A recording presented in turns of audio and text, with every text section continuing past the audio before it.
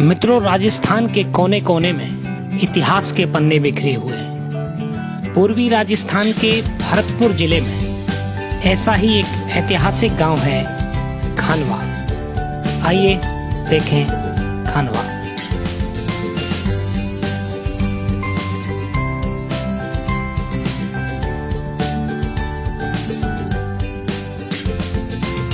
पाँच 500 वर्ष पहले कभी इन्हीं मैदानों में विदेशी आक्रांता बाबर और मेवाड़ के राणा सांगा के बीच एक भीषण संघर्ष हुआ और उस संघर्ष का ही परिणाम था आगामी 300 वर्ष तक भारत में मुगल सत्ता की स्थापना।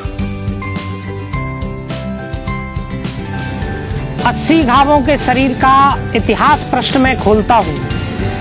स्वतंत्रता का समर साक्ष्य मैं खानवा गांव बोलता हूँ।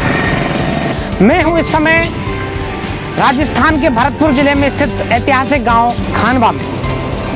खानवा भारत के इतिहास का एक महत्वपूर्ण हस्ताक्षर है और ये हस्ताक्षर क्यों इसकी इतनी महत्वपूर्ण अहम पड़ाव है भारत के इतिहास में, इसको समझेंगे पूरी कहानी को। लेकिन उससे पहले हम समझ लेते हैं यहाँ का भूगोल।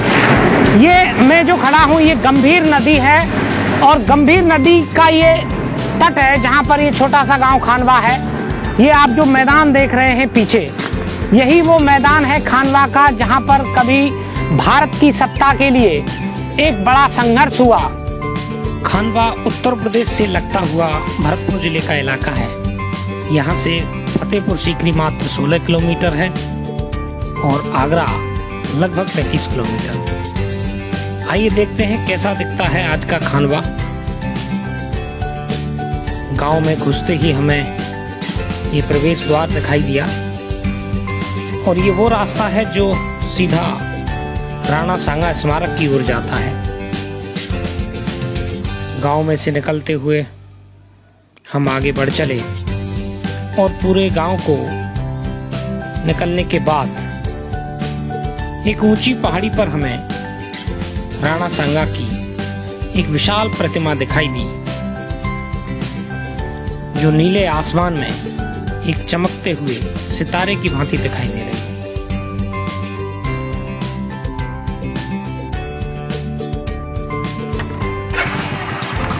इतनी दूर से आए हैं और फिर भी ये बंद है। देखते हैं कोई अंदर है कि नहीं। ताला लगा है। कोई है क्या भाई? एक रास्ता बंद होने के बाद हमने तलाशा राणा सांगा स्मारक की ओर जाने वाला दूसरा रास्ता।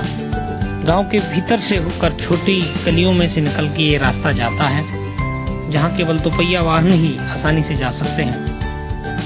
और गांव के बीच में से हमने कई लोगों से पूछा और उसके बाद हमें दिखाई दी पहाड़ी पर वही प्रतिमा और स्मारक। ये दूसरी ओर से इसका मुख्य रास्ता है। अभी कोरोना की वजह से मुख्य द्वार इसका बंद था और एक छोटे रास्ते से हमने इस सुंदर स्मारक में प्रवेश किया। ये स्मारक एक पहाड़ी के ऊपर बनाया गया है और चारों ओर इसके बाउंड्री वाल बनाकर बहुत ही सुंदर तरीके से इसको बनाने का प्रयास किया गया है। चारों ओर हरियाली अभी है और साथ ही साथ स्मारक में पहले से लगाए गए पेड़ और ये सुंदर छतरियां इस पूरे पहाड़ के चारों ओर बनाई गई हैं। इसको पैनोरामा कहा जाता है। कई जगह शिलालेख लगाए गए हैं जो खानवा की ऐतिहासिक महत्व को दर्शाते हुए और इतिहास के पन्नों को समेटते हुए हमें दिखाई देते हैं।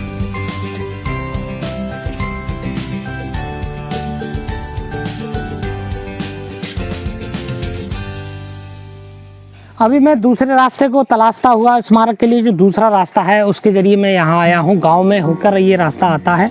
गर्मी बहुत है, पसीने पसीने हो रहे हैं, लेकिन आइए देखते हैं कैसा है।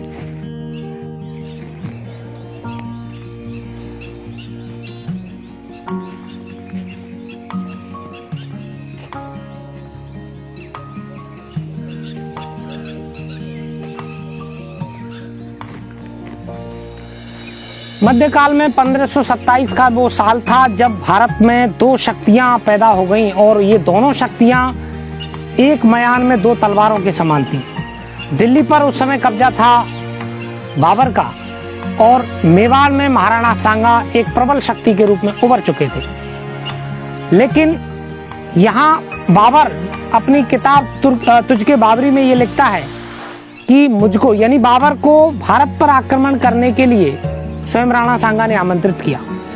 लेकिन ये बात इसलिए सिद्ध नहीं होती है क्योंकि दिल्ली पर अधिकार करने के लिए या दिल्ली के शासक इब्राहिम लोदी को पराजित करने के लिए राणा सांगा को किसी बाहरी शक्ति की आवश्यकता नहीं थी, क्योंकि इब्राहिम लोदी को राणा सांगा 2 बार पराजित कर चुके थे।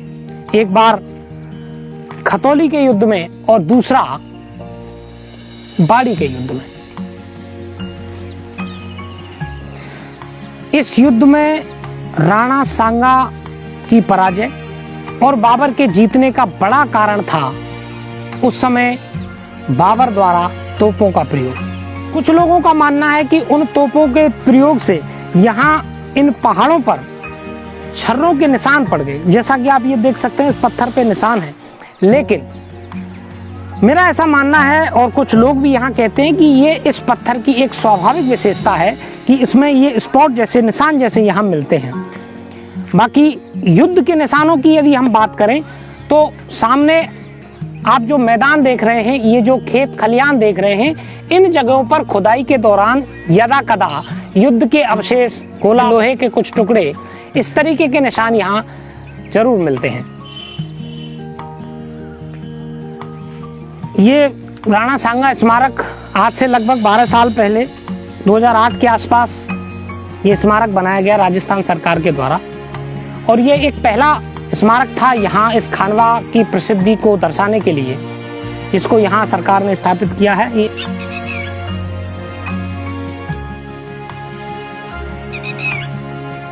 1527 के मार्च में दोनों शक्तियों के बीच संघर्ष की स्थिति पैदा हो गई और बाबर ने सबसे पहले ग्वालियर धौलपुर को जीतकर इस पूरे इलाके में एक पकड़ बनाने की कोशिश की।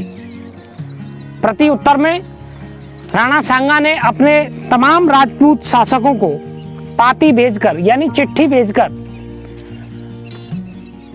देश में आई हुई इस विपत्ति का सामना करने के लिए आमंत्रित किया, और उसी का परिणाम था कि सभी राजपूत शासक, चाहे वो आमेर के हों या जोधपुर के हों या मेड़ता के हों या बीकानेर जैसलमेर के हों, ये सब लोग इकट्ठा होकर राणा सांगा के नेतृत्व में खानवा के मैदान में आकर डट गए।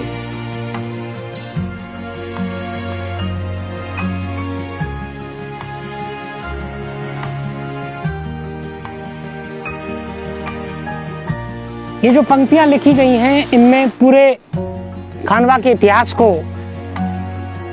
जीवित करने का प्रयास किया गया है। बताया है कि आमेर, जोधपुर, हलबद्दी, डूंगरपुर, चंदेरी, ईडर, रावत, रावल और चुंडावत, राठौड़, सोनगर, सूर, निडर, यानी पूरी राजपूत शक्तियां एक साथ इकट्ठा होकर खानवा के मैदान में लड़ने के लिए आईं, और इसीलिए इस युद्ध को निर्णायक कहा जाता है कि यदि इस युद्ध में राणा सांगा जीत जाते तो भारत के इतिहास में मुगल साम्राज्य नहीं होता। इसकी रज गोकुल से उत्तम, इनके दर्शन जो वृंदावन, नमन करो आओ देखो, मैं खानवा गांव बोलता हूं, मैं खानवा गांव बोलता हूं।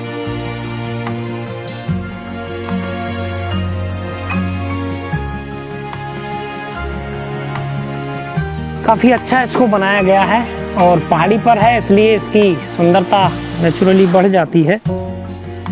ये बालकनी इस तरफ से बनाई गई है।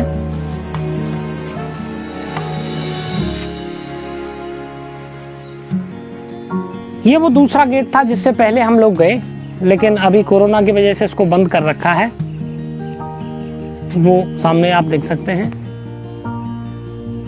ये चौपहिया वाहनों के लिए अच्छा रास्ता है, थोड़ा दूर होके आता है, लेकिन यदि आप दोपहिया वाहन से हैं या पैदल मार्ग से आते हैं तो गांव के बीच में से होकर एक दूसरा रास्ता भी आता है जो सकरा है, लेकिन आ सकते हैं आप उससे।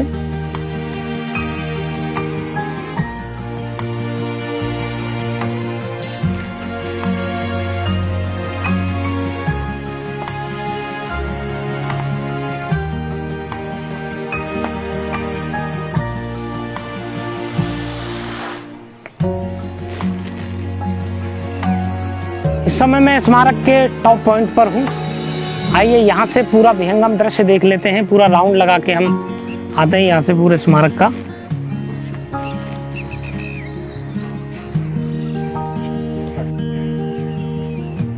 ऊंची पहाड़ी से चारों ओर मुझे हरियाली दिखाई दे रही है, जो इस ऐतिहासिक स्थल की खूबसूरती को और बढ़ा देती है। अरावली का ये टूटा फूटा पहाड़ है, और वो जो छर्रों वाली बात थी वो भी कहीं ना कहीं अरावली की प्राचीनता पुरातनता से संबंधित है। राणा सांगा और बाबर के बीच का ये युद्ध खानवा का, जिसमें तमाम राजपूत शासकों के साथ साथ कुछ ऐसे भी नाम थे जो मुस्लिम थे, और उन्हीं में से दो नाम महत्वपूर्ण हैं। एक है हसन खां मेवाती और दूसरे महमूद लोदी। स्मारक पर राणा सांगा के बाईं ओर हसन खां मेवाती की प्रतिमा लगी हुई है, जो ये बताने के लिए पर्याप्त है कि इस युद्ध में उनकी भूमिका क्या रही होगी। और दूसरी प्रतिमा है मालवा के शासक मेदिनी राय की, जिन्होंने राणा सांगा को इस युद्ध में सहयोग किया। जो तमाम छोटे छोटे राजपूत शासक थे जिन्होंने इस युद्ध में भाग लिया, उनकी सभी की मूर्तियां यहाँ स्मारक पर छतरी में स्थापित की गई हैं। आप ये नीचे देख सकते हैं, ये जो छतरियां हैं ये उन्हीं राजपूत शासकों की स्मृति में यहाँ लगाई गई हैं जो इस युद्ध में शामिल थे।